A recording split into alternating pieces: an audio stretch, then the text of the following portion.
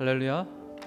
네, 반갑습니다. 우리 다시 한번 우리 좌우에 계신 분들한테 우리 반갑게 성도의 교제 나누겠습니다. 반갑습니다. 네, 환영합니다. 축복합니다. 사랑합니다. 네, 오늘 함께 보실 하나님의 말씀은 계시록 2장 1절에서 7절까지의 말씀입니다. 요한계시록에 있는 말씀들을 우리가 살펴보고 있는데, 오늘 주시는 말씀은 에베소 교회를 향한 하나님의 말씀입니다. 2장 1절에서 7절까지 제가 한 절, 여러분이 한 절 읽도록 하겠습니다. 에베소 교회의 사자에게 편지하라. 오른손에 있는 7뼈를 붙잡고 7 금촛대 사이를 거니시는 이가 이르시되,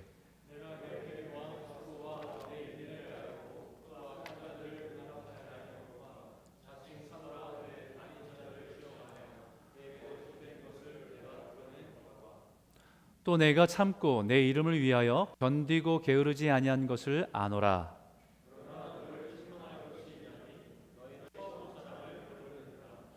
그러므로 어디서 떨어졌는지를 생각하고 회개하여 처음 행위를 가지라. 만일 그리하지 아니하고 회개하지 아니하면 내가 내게 가서 내 촛대를 그 자리에서 옮기리라.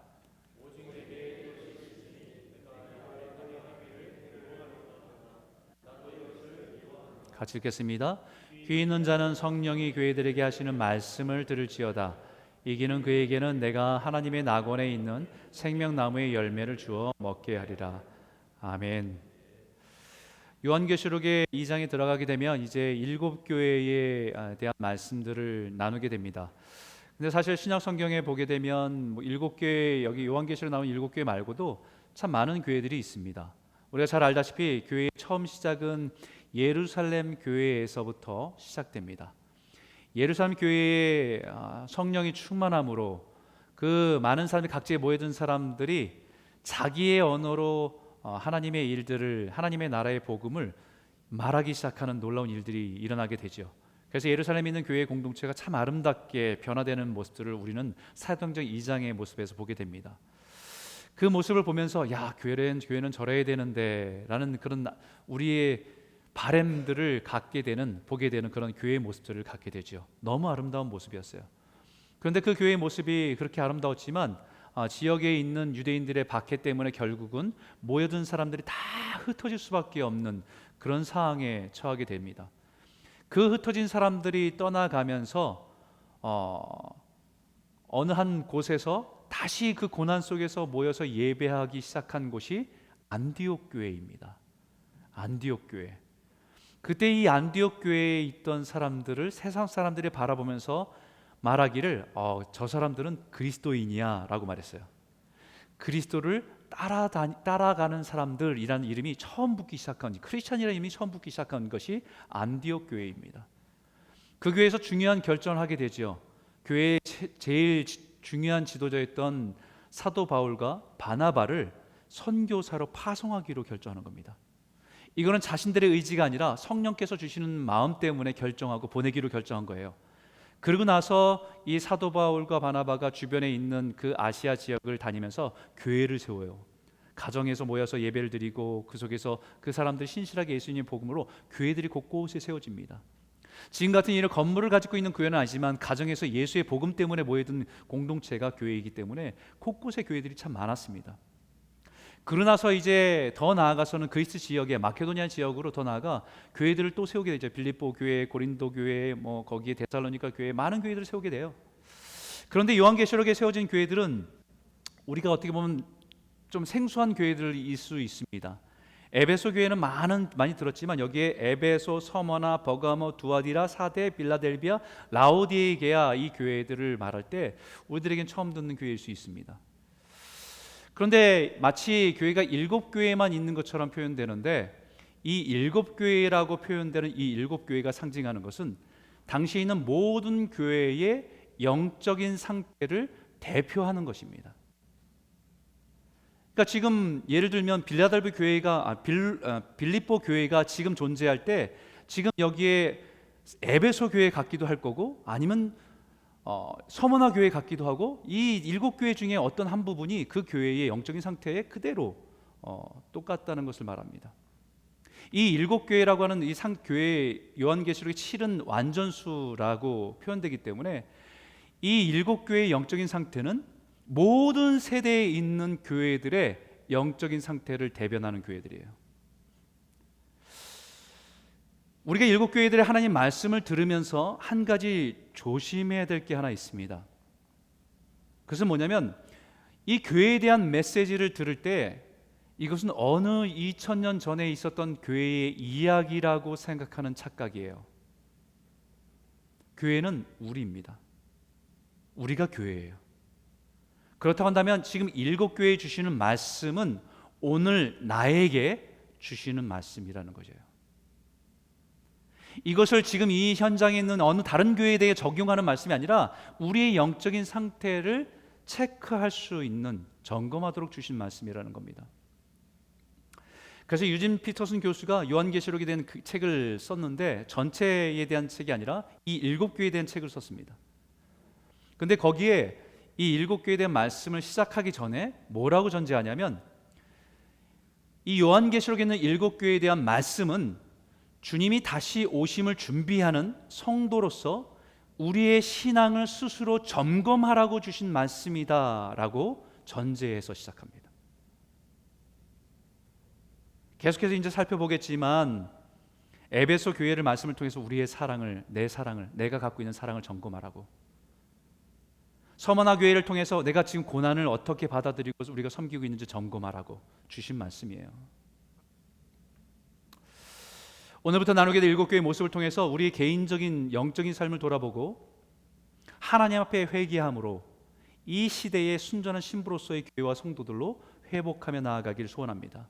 그래서 오늘 첫 번째 교회인 에베소 교회에 대한 편지를 살펴보기 원하는데, 다 아시겠지만 그래도 에베소 교회를 소개를 하면, 정리해 소개하면 에베소 교회의 처음 시작은 사도 바울이 2차 선교 여행을 할 때 처음 시작한 교회입니다. 사도 바울을 만나서 너무 이들이 예수님의 복음 때문에 뜨거워졌어요. 그들 헤어지는 것이 너무 안타까웠습니다. 그래서 헤어지면서도 울면서 그들이 다시 돌아오길 기도했고, 사도 바울이 하나님의 뜻이면 돌아올 것이다 라고 약속하면서 떠나게 되죠. 그러고 나서 다시 돌아와서 3차 여행 때 그곳에 에베소 교회를 중심으로 3년 동안 정말 열심으로 섬깁니다. 두란노 서원이라고 얘기 들어봤죠? 3년 동안의 이런 두란노 서원이라고 성경 공부를 통해서 하나님의 복이 무엇인지를 열심히 성도들에게 가르칩니다. 주일에는 성도들이 모여서 함께 주님을 뜨겁게 찬양하고 예배합니다.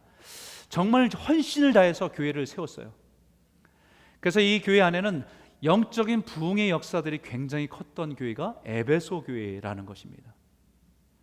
이 에베소란 지역은 특별히 주변 중심적인 도시로서 정치적으로, 경제적으로, 종교적으로 중심적인 역할을 하고 있었어요.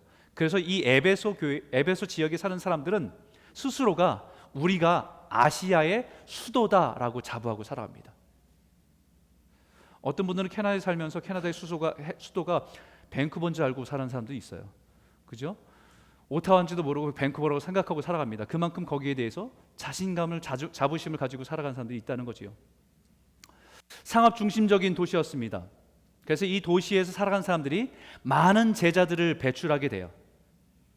많은 제자들이 배출되면서 주변에 있는 도시들에 나아가서 교회를 세우는 역할을 하는 것이 이 에베소 교회였어요. 선교의 중심지였습니다. 영적으로 굉장히 큰 영향력을 가졌던 교회였습니다. 사도 바울이 그 교회의 첫 지도자로 있으면서 교회를 든든하게 세우고 또다시 선교지를 향해서 떠나갔을 때 그 다음에는 브리스길라와 아굴라가 정성을 다해서 이 교회를 돌보고 섬깁니다. 그 다음에는 디모데가, 그 다음에는 사도 요한이 이 교회의 지도자가 돼서 계속해서 좋은 지도자를 통해서 이 교회가 성장하고 성장했습니다. 교회가 성장하는데 이 교회만 성장한 것이 아니라 이 교회는 사회적인 영향력이 있었어요. 이 에베소 지역에 그동안의 오랜 세월 속에서 팽배하게 있었던 우상 숭배가 여기 앞에 그려져 있는 사진 한 장가 있는 것처럼 아데미 신상이라는 것입니다. 이 아데미 신상은 사람들이 이곳에 가서 절을 하고 예배하고 경배함을 통해서 자기들이 풍요로움을 얻게 된다는 믿음을 가지고 우상 숭배가 자연스러운 문화였어요. 그런데 이 그리스도의 복음이 들어가고 나서 이들 안에는 이것이 우상인 것을 깨닫고 하나님 외에는 다른 우상을 섬기는 것이 죄라는 걸 깨달으면서 이 우상들을 버리기 시작하고 우상을 섬겼던 마술책들을 다 태워버리기 시작합니다. 사회의 변화가 일어나기 시작한 거예요. 놀라운 역사가 일어났던 것이 에베소 교회입니다. 그 에베소 교회에 이제 시간이 흘러가고 이제 요한계시록에 요한이 마지막으로 한번섬에서 편지를 써서 보내게 돼요. 그 내용에는 3가지 칭찬과 1가지 책망이 들어 있습니다. 그 칭찬받을 만한 내용을 같이 한번 읽도록 하겠습니다. 2절과 3절인데 크게 한번 읽도록 하죠. 함께 읽겠습니다. 내가 내 행위와 수고와 인내를 알고 또 악한 자들을 용납하지 아니한 것과 자칭 사도라 하되 아닌 자들을 시험하여 그의 거짓된 것을 내가 드러낸 것과 또 내가 참고 내 이름을 위하여 견디고 게으르지 아니한 것을 아노라. 에베소 교회를 보시면서 칭찬할 만한 것 중에 첫 번째는 뭐냐면 그들이 참 수고를 많이 했다는 거예요. 이 에르곤이라고 하는 수고란 단어는 땀 흘려서 수고했다는 것입니다. 애썼다는 거예요. 그리스도인으로 마땅히 감당해야 될 섬김과 봉사를 충성스럽게 감당했다는 것입니다. 주변에 아프고 병든 사람들을 돌아보고 보살피고 외로운 사람들을 환대하고 섬기고 젊은이들을 가르치고 돕고 지역사회에 필요한 것에 민감하게 반응해서 그 사랑으로 그 필요들을 채워주는 일에 혼신을 다해서 수고했다라는 것입니다. 이것을 우리에게 적용해 본다면 우리에게도 우리가 교회의 한 성도가 되어서 교회를 섬기는 일에 참 많은 일들을 하시는 분들이 참 많이 있잖아요. 가르치는 일이면 가르치는 일로, 또 늘 성도들을 밥을 해주고 또 음식을 만들어주는 일이면 아침부터 열심히 준비해서 정성스럽게 준비하고 수고하는 일, 성가되면 성가대로, 또 교사는 교사로, 또 주차봉사면 주차봉사로, 친교 간식이면 친교 간식으로, 셀리더면 셀리더로, 목협 리더면 또 중보기도로 각자의 주어진 역할에 따라서 교회 구석구석을 잘 섬기며 충성을 다했다는 것입니다. 그 모든 수고를 잘했다 칭찬하신다는 거예요. 두 번째 칭찬받을 만한 것이 인내라고 합니다. 이 인내란 단어가 극한 고생의 목숨 위태로운 속에서도 고난을 견디고 이겨냈다는 거예요. 참고 잘 견뎠다는 것입니다. 사도 바울이 에베소 교회를 처음 세울 당시에 이 아데미 우상을 섬기는 사람들의 위협에도 흔들리지 않았습니다. 인내하고 견뎠습니다. 황제 숭배 문화 가운데서 그리스도인들이 사회의 미움을 받고 불이익을 당해도 자신의 믿음을 붙들며 끝까지 인내했다는 것입니다. 예수 믿는 것 때문에 사회적인 혜택을 다 포기해야 되는 그런 상황 속에서도 성도들은 참고 인내했다는 거예요. 남 모르게 눈물을 흘리면서 참고 인내하며 견뎠다는 것입니다. 그 인내한 것을 잘 참고 견뎌낸 것을 주님께서 잘했다라고 칭찬해 주시는 겁니다. 세 번째는 칭찬받을 만한 것, 세 번째는 분별력이에요. 여러분, 교회가 세워지는 곳에는 반드시 미혹의 영이 늘 역사합니다. 성령의 역사가 있는 곳에 늘 미혹의 역사도 늘 존재합니다. 거짓 영임에도 불구하고 거짓의 가면을 쓰고 성도들을 미혹하고 넘어뜨리는 일들이 계속해서 있어 왔습니다. 당시의 대표적인 그 미혹의 역사를 뭐라고 표현했냐면 니골라당이라고 표현했어요. 그 당시 이단이죠.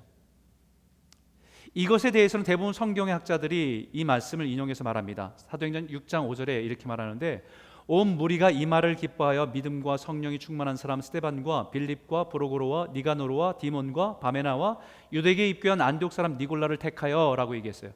여러분, 이 말씀은 안디옥 교회 안에, 그렇게 성령 충만한 안디옥 교회 안에 헬라파 유대인과 히브리파 유대인들이 갈등할 때입니다.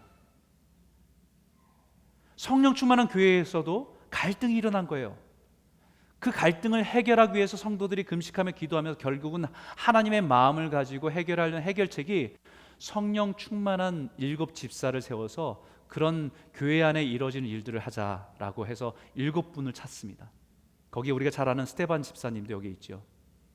그 중에 마지막 사람이 유대교에 입교했던 안디옥 사람 니골라라고 하는 사람이 있어요. 누가 봐도 성령으로 영적으로 충만한 사람은 안디옥 교회에서 성도들에 의해서 대표자로 지도자로 뽑혔던 사람입니다. 이 사람이 자신의 영적인 체험과 사상을 정리해서 가르치기 시작했는데 그 내용이 뭐냐면 구약의 율법적인 제도와 교리는 필요 없다. 신약에서는 절대로 필요하지 않다. 더 이상 율법은 무시해도 되고 사랑만을 강조하는 교리였다는 것입니다. 다시 말하면 구원은 영적으로 구원받는 것이지 우리의 육은 어차피 흙으로 돌아갈 뿐이다. 우리가 구원받는다는 것은 영적으로 구원받아 영원히 천국으로 가는 것이지 우리 육은 죄를 지어서 어쩔 수 없이 흙으로 돌아가기 때문에 괜찮다는 거예요. 그렇기 때문에 마음대로 살아도 되고 자유롭게 살아도 됩니다. 하고 싶은 거 다 하고 살아도 된다라는 교리였어요. 자유방임론이었습니다. 요즘에 구원파라고 하는 그런 이단의 가르침이 이와 같습니다. 이단을 연구해 보면 연구하면서 발견되는 것 한 가지 분명한 것은 새로운 것이 없다는 거예요.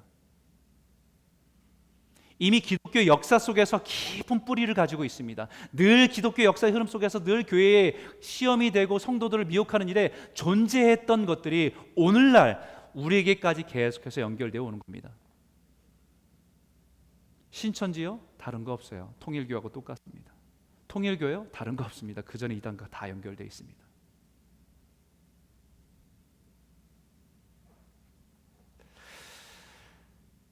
처음에는 성령으로 충만한 사람들이었지만 어느 순간 이들이 잘못된 곳으로 가서 교주의 역할을 한 사람들이에요. 아마 여기 니골라가 그런 사람과 같은 거지요. 그런데 이 에베소 교회가 이 니골라당의 거짓 사도들의 거짓됨을 드러낼 수 있는 분별력을 가졌다는 것입니다. 성도들을 막 미혹하는 그 가운데서 그들이 무엇이 틀렸는지에 대해서, 무엇이 잘못됐는지에 대해서, 무엇이 복음이 아닌지에 대해서 이 교회는 그것을 분명하게 드러낼 수 있는 분별력을 가지고 있었던 교회라고 말하는 거예요. 사도 바울이 두란노 서원에서 3년 동안에 복음을 전하고 성경을 가르쳤던 것들을 통해서 그들이 교리적인 분명한 기준이 있었기 때문에 옳고 그름에 대한, 복음과 이단적인 것에 대한 분별력을 가지고 있었다는 거예요. 그것을 분별하고 싸워서 구별해냈다는 것을 칭찬해 주신다는 겁니다. 여러분, 이 모든 수고와 인내와 진리를 위한 싸움을 칭찬하시면서 주님께서 뭐라고 말씀하시냐면 내가 알고 내가 아노라.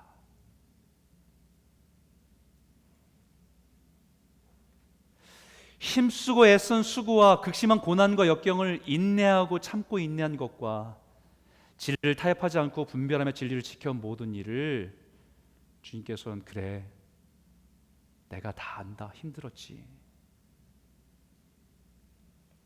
내가 다 안다.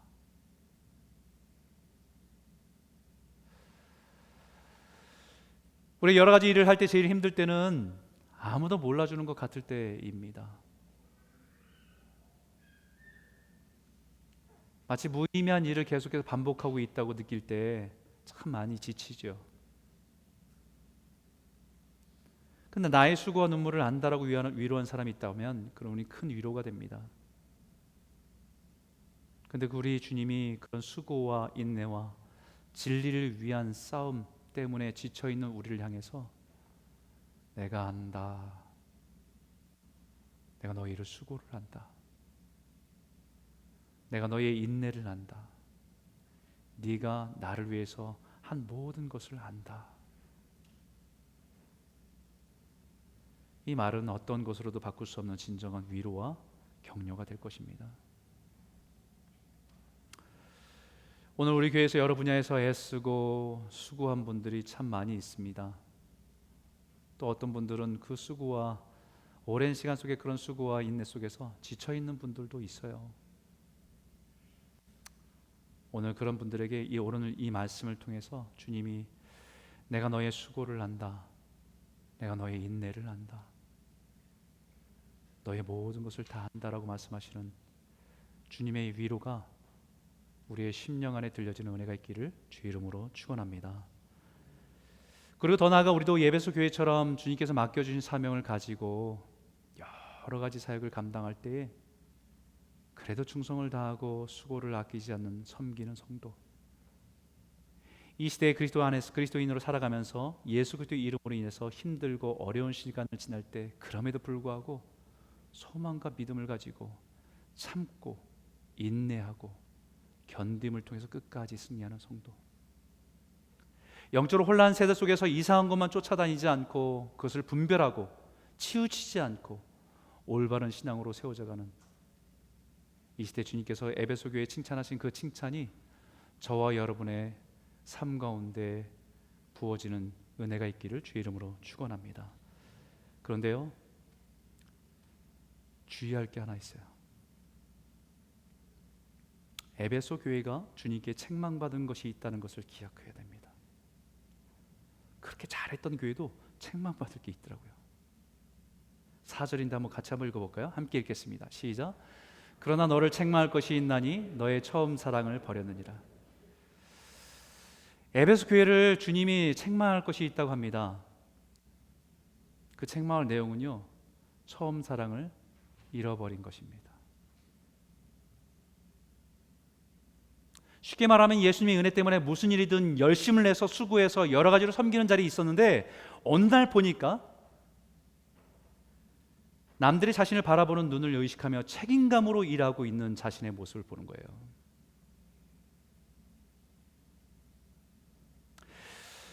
내 마음에 주를 향한 사랑은 사라진 지 오래고 그냥 의무감으로 책임으로 감당하고 자신의 모습을 보는 겁니다. 내 인생에 곤감이 있어서 여러 가지 고난을 지나면서 그래도 불평하지 않고 믿음으로 서야지 견디고 인내하며 버티고 살아가기는 했는데 어느 날 내 안을 보니까 내 안에 남겨진 것은 믿음이 아니라 오기였다는 거예요.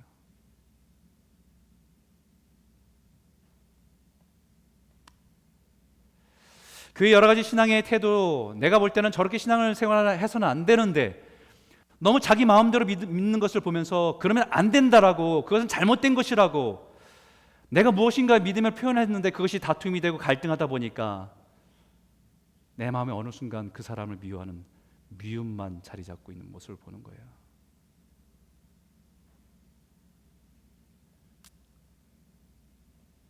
에베소 교회가 바로 그런 상태예요.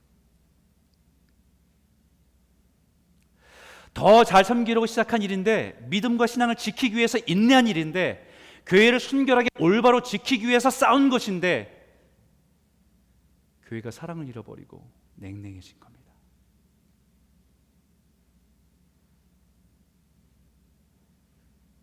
예수님은 지금 그 사랑을 잃어버린 것에 대해서 책망하시는 겁니다.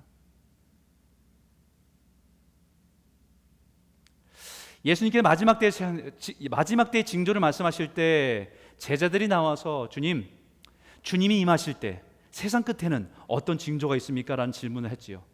그때 예수님께 그렇게 말씀하십니다. 그때 사람들이 너희를 환난에 넘겨주겠고 너희를 죽이리니 너희가 내 이름 때문에 모든 민족의 미움을 받으리라. 그때 많은 사람들이 실족하게 되고 서로 잡아주고 서로 미워하겠으며 거짓 선지자가 많이 일어나 많은 사람들을 미혹하겠으며.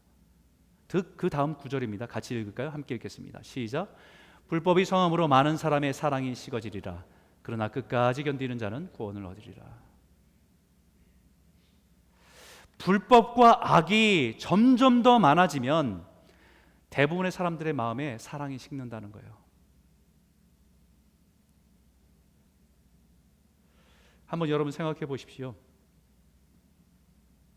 경제가 조금만 위축이 돼도요, 우리 마음이 다쳐요. 내가 살아간 삶이 조금 뻑뻑해져도 여유가 없어요. 세상이 너무 혼란스럽고 두려움이 가득합니다. 환난과 고난이 가득합니다. 난리입니다. 긴장합니다. 이곳저곳에 다툽니다. 사랑이 식는다는 건 저절로 우리 마음들이 닫혀지는 거예요.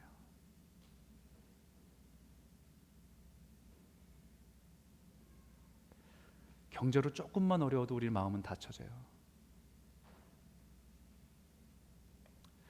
마지막 때가 되면 사탄은 사람들 안에 이런 불법과 악을 세상 가운데 점점 더 가득하게 돼서 교회는 그 영향력 가운데 있습니다. 그 불법과 악을 분별해서 저항하고 인내하며 싸울 수밖에 없습니다. 그러다 보니까 교회는 어느 순간 사랑을 잃어버리고 마는 거지요. 사랑이 식어버리는 겁니다. 근데 그 현장 속에서 끝까지 견딘다는 말이 뭐예요? 세상의 흐름대로가 아니라 주님의 명령대로 살아보려고 몸부림치는 거지요.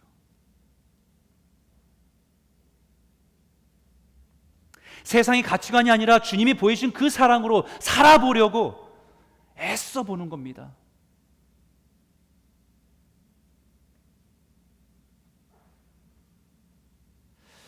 여러분, 주님이 에베소 교회에게 그러나 너를 책망할 것이 있나니라고 책망하시는 그 말씀의 의미가 사실은 굉장히 심각한 말이더라고요. 저는 이 에베소 교회의 일들을 처음에 묵상할 때는 에베소 교회 너무 잘한 게 많잖아요, 그죠? 칭찬받을 것도 많고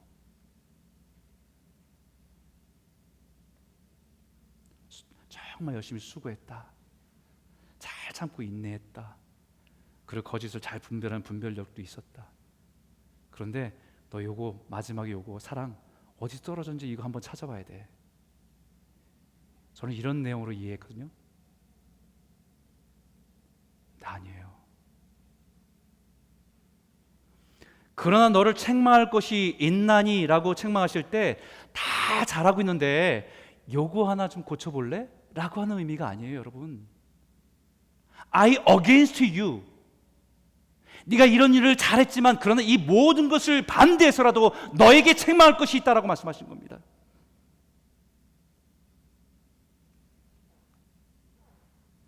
이 모든 것을 거슬러서라도 심각하게 책망할 것이 있다라고 말씀하시는 겁니다. 이 책망의 심각성은 그 다음 절에 그대로 드러나요. 그러므로 어디서 떨어졌는지 생각하고 회개하여 처음 행위를 가지라. 만일 그리하지 아니하고 회개하지 아니하면 내가 내게 가서 그 내 촛대를 그 자리에서 옮기리라. 어디서 떨어졌는지. 뭐가요? 뭐가 어디서 떨어졌는데요? 사랑이요?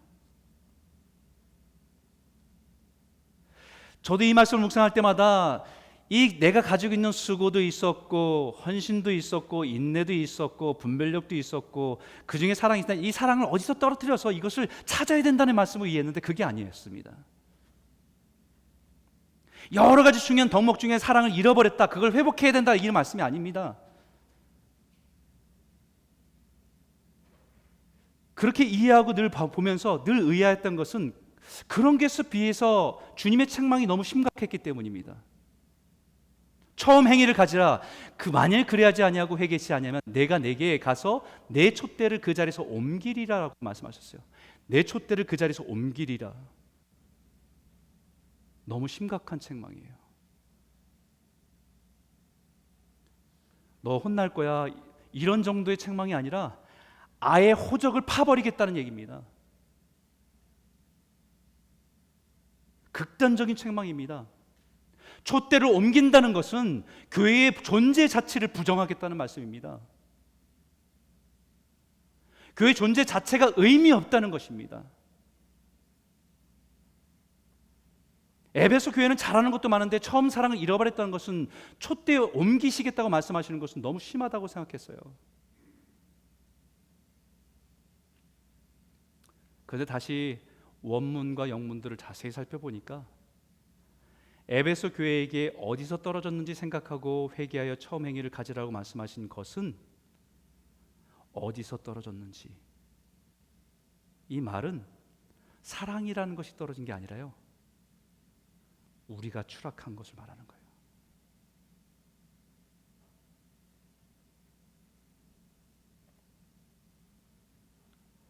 네가 가지고 있었던 사랑이라고 하는 기독교의 덕목이 하나 떨어진 것이 아니고 네가 그리스도인이라는 본질에서 떨어진 것이라고 말씀하시는 겁니다.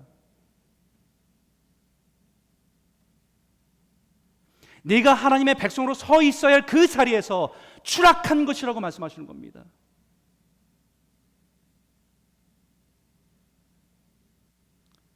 그리스도인으로서 마땅히 살아야 될 그 궤도에서 이탈한 것이라고 말씀하시는 거예요.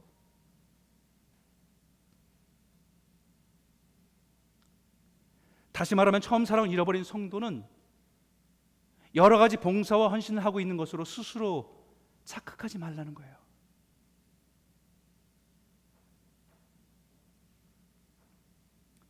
처음 사랑을 잃어버린 것은 교회의 본질, 성도가 마땅히 걸어갈 그 궤도에서 이탈한 것이라는 것입니다. 왜냐하면 사랑은 교회의 본질이기 때문이에요. 신앙의 본질이기 때문입니다. 사랑을 잃어버린 것은 내 신앙의 한 부분을 잃어버린 것이 아니라 신앙 전부가 무너진 것입니다. 기독교의 본질이 사랑이기 때문이잖아요. 그래서 사도 바울이 고린도 교회에 이렇게 말합니다. 내가 사랑의 방언과 천사의 말을 할지라도 사랑이 없으면 소리나는 구리와 울리는 꽹과리가 되고, 내가 예언하는 능력이 있어 모든 비밀과 모든 지식을 알고 또 산을 옮길 만한 모든 믿음이 있을지라도 사랑이 없으면 내가 아무것도 아니에요. 사랑이 없으면 아무것도 아니다. 저에게 적용하니까요, 사람에게 감동 주고 은혜를 주는 설교를 할지라도 사랑이 없으면 아무것도 아니래요.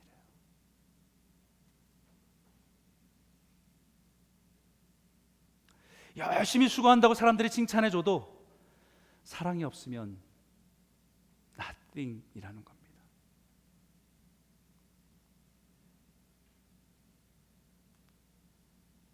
사랑을 잃어버린 것은 기독교의 중요한 요소 하나를 잃어버린 게 아니라 전부가 무너진 거예요.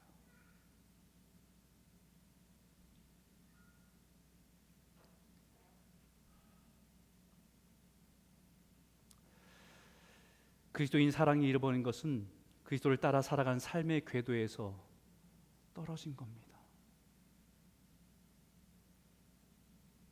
그렇기 때문에 주님은 에베소 교회를 무섭게 책망하시는 거예요. 에베소 교회를 너무 사랑하시기 때문에 무섭게 책망하시는 겁니다.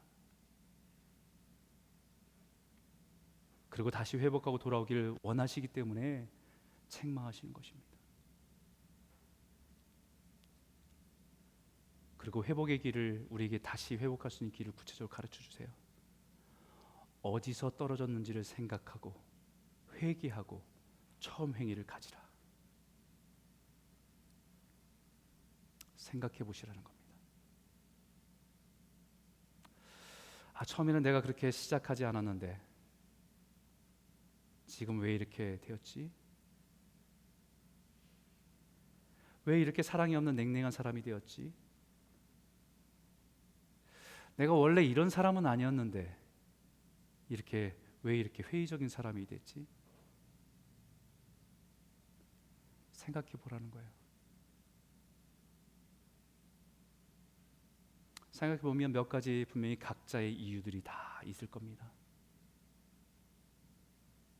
여러 가지 이유가 있겠지만 가장 먼저 생각해 보면 우리의 삶의 영적인 공급이 끊어진 상태로 오래 지내왔다는 거예요. 이민사회를 살아가면서 열심히 살다가 보니까 주일에 한 번 예배 나오는 것도 애를 써야 할 수 있는 상황들이 참 많습니다. 어느 순간 영적인 공급이 중단된 상태로 점점 더 빠져들어가죠. 때로는 자신이 기대했던 하나님에 대한 기대가 무너질 때가 있어요. 열심히 바라고 기도하고 간구했는데 그 소원이 무너질 때가 있잖아요. 자기가 사랑했던 성도가 믿음을 지키다가 순교하는 모습을 성도들이 보았습니다. 신실한 사람들이 순교하는 모습을 볼 때 얼마나 힘들겠어요, 마음이. 우리가 사랑했던 성도들이 신앙생활 잘하다가 이분들이 시험 들고 낙심하는 모습을 보면 우리도 힘들어요.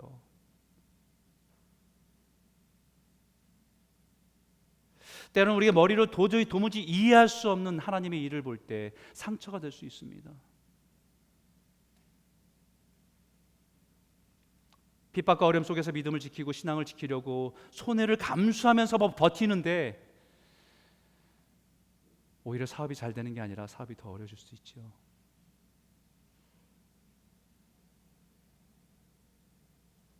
반대로 물질적으로 더 풍조하고 분주함 속에 살아가다 보니까 점점 더 음란함에 빠지고 죄책감에서 더 이상 하나님께 나아가는 것이 불편해집니다. 어느 순간 돌아보니까 너무 멀리 와버렸어요. 생각해 보라는 거예요.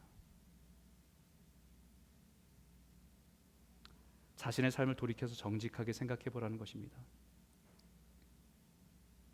그러나 생각에서 멈추면 안 되죠. 반드시 회개의 자리로 나아가야 돼요. 회개는 후회가 아닙니다. 회개는 하나님의 눈으로 나를 바라보는 거예요. 우리의 냉랭함을 바라보시면서 안타까워하신 하나님의 눈빛에서 여전히 사랑과 용서로 기다리시는 주님께 나아가는 것이 회개입니다.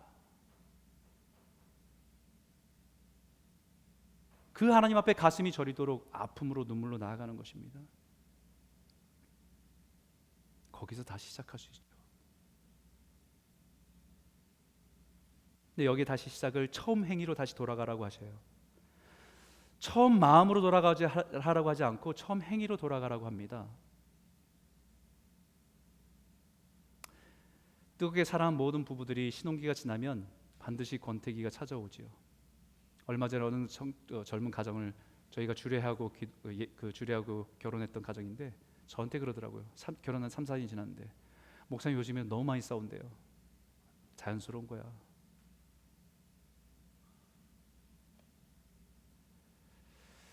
첫사랑의 마음은 잃어버린 시간들이 온다는 것입니다. 그렇다고 그 처음 사랑하는 마음이 생길 때까지 기다리면 저절로 돌아오지는 않습니다. 처음 뜨거운 감정으로 돌아가라고 하지 않습니다. 뜨거운 감정을 찾으려고 새로운 사람을 만나면 감정이 돌아온 것으로 착각하지요. 근데 우리는 그것을 가지고 저 사람 사랑을 회복했다고 얘기합니까? 아니요. 음행이라고 얘기하고 간음이라고 얘기해요. 외도라고 얘기하죠.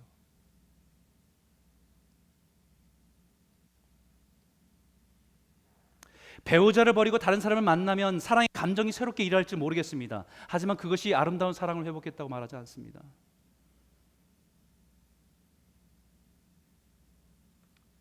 첫사랑의 마음과 같지는 않지만 처음 사랑에 빠졌을 때 행동을 기억해보면서 해보는 겁니다. 의지를 가지고 노력하는 거죠. 그러다 보면 처음 사랑을 똑같지는 않지만 그 사랑을, 그때의 그 마음을 깨닫고 성숙한 사랑으로 서로에게 깊이 바라보게 되는 자리로 걸어가는 거예요. 그런 의미에서 처음 행위를 가지라는 것입니다. 처음 그 일을 시작할 때 정말 주님의 그 십자가의 사랑 때문에 너무 감격해서 시작했는데 처음 목회자로 부르심 받을 때 예수님 나 같은 사람을 하나님의 자녀로 부르신 것도 감사한데 목회자로 부르셨던 사실 때문에 흥분하면서 순종했는데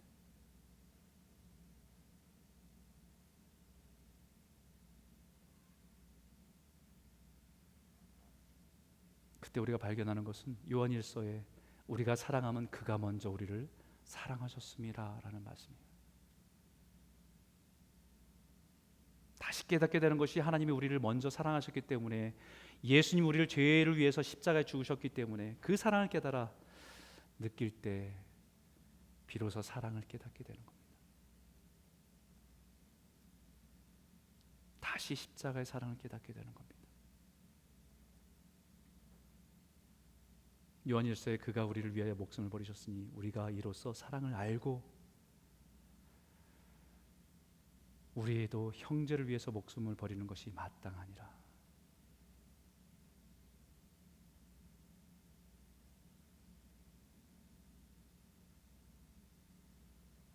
결국 식어져 버린 우리의 사랑을 다시 회복하기 위해서는 다시 십자가 앞에 한 걸음 더 나아가야 됩니다. 십자가 안에서 하나님이 은혜 주시면 우리는 주님의 사랑으로 다시 뜨겁게 일어날 수 있어요. 우리가 영적인 회복이 일어나는 것입니다. 저와 여러분의 이런 십자가의 은혜와 사랑이 회복되기를 주의 이름으로 축원합니다. 마지막에 우리에게 주신 말씀이에요. 같이 한번 읽어볼까요? 함께 읽겠습니다. 시작. 귀 있는 자는 성령이 교회들에게 하시는 말씀을 들을지어다. 이기는 그에게는 내가 하나님의 낙원에 있는 생명의 나무의 열매를 주어 먹게 하리라. 여러분, 신앙은요 싸움이에요. 사랑하려고 몸부림치는 싸움입니다.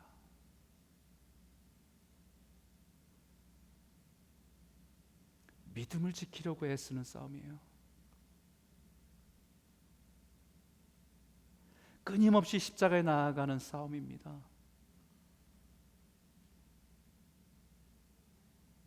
이 싸움을 끝까지 믿음으로 싸워 이기고 승리하시는 귀한 성도님들 다 되시길 주의 이름으로 축원합니다. 기도하겠습니다. 오늘 말씀을 기억하며 기도했으면 좋겠습니다. 늘 7교회 중에서 에베소 교회는 그래도 낫지라고 생각했어요. 4대 교회보다는 라오디에 교회보다는 훨씬 낫지라고 생각했습니다. 그런데 아니에요.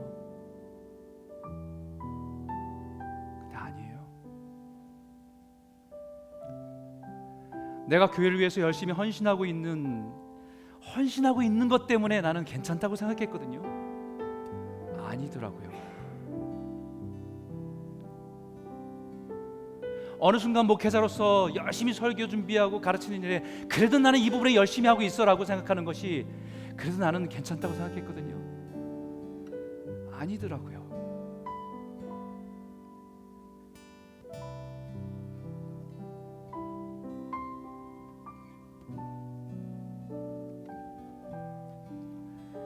개척교 10인을 오면서 목회자로서 할 수 있는 일들은 해나가고 있습니다. 그런데 제 안에 사랑이 메말랐어요.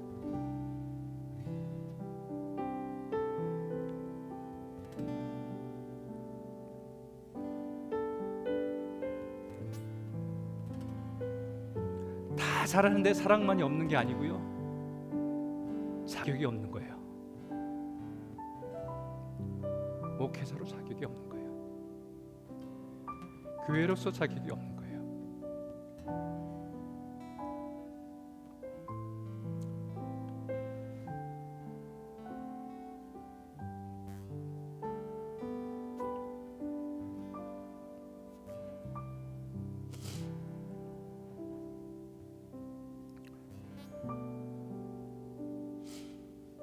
오늘 이 말씀이 우리에게 주시는 말씀이에요. 저에게 주시는 말씀이에요.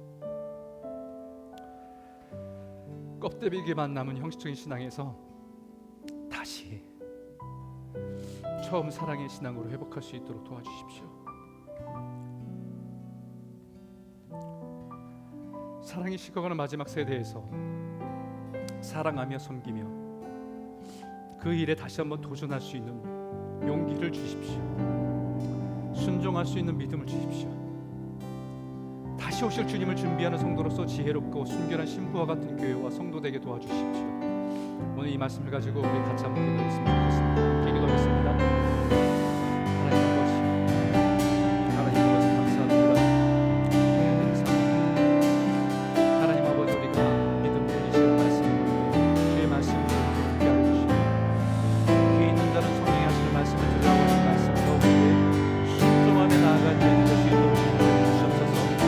하나님 여러 가지 일들을 하면서 하나님 그래도 나는 괜찮은 사람이라고 생각했습니다.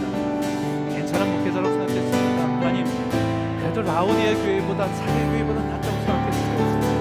하나님 하나도 나은 것이 없습니다. 하나님 자격이 없습니다.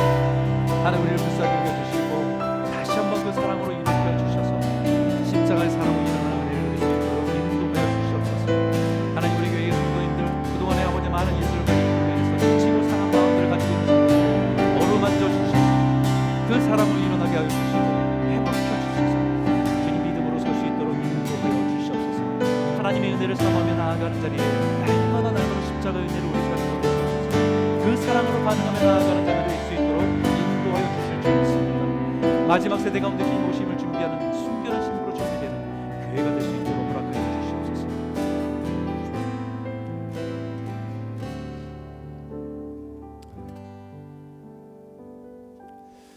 하나님 그래도 에베소 교회가 다른 교회들보다는 낫다고 생각했습니다. 사대 교회보다는 라오디에 교회보다는. 그런데 하나님 그들이 열심히 수고하고 열심히 인내하고 열심히 분별력을 가지고 살았던 모든 것들이 있음에도 불구하고 사랑을 잃어버린 것이 그들이 그리스도인으로서 추락했다고 말씀하시는 그 음성 앞에 우리 자신들을 보게 됩니다. 하나님 오늘 이 시간 주님께 다시 한번 회개하오니 우리를 다시 한번 온전케 하여 주십시오. 그동안 많은 일들로 인해서 열심히 수고하면서 지쳤던 마음 때문에 사랑의 마음을 잃어버린 채 열심히 수고하고 있는 것으로 내가 온전한 그리스도인으로 착각하고 살아갔던 모습들 용서하여 주시고 사랑이 없는 모습은 목회자로 자격이 없음을 깨닫게 하여 주심을 감사드립니다. 다시 한번 하나님 우리가 예수님의 십자가의 사랑 앞에 온전하게 서게 하여 주셔서 우리가 그 사랑에 반응하고 순종하는 자리에 설 수 있도록 인도하여 주십시오.